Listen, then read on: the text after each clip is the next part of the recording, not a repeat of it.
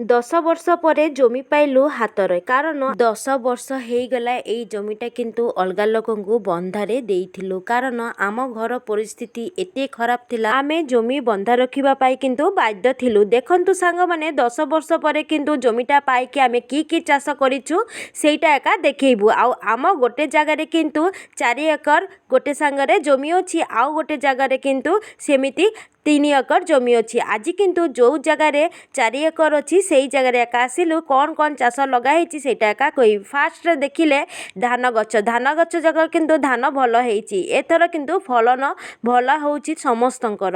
ତାପରେ ବାଇଗଣ ଗଛ, ବାଇଗଣ କିନ୍ତୁ ତୋଳିକି ଆଜି ବିକ୍ରି ବି କଲେ। ତାପରେ ଆସିଲୁ ଲାଉ କ୍ଷେତରେ, ଲାଉ ଯାକ କେତେ ସୁନ୍ଦର ଅଛି।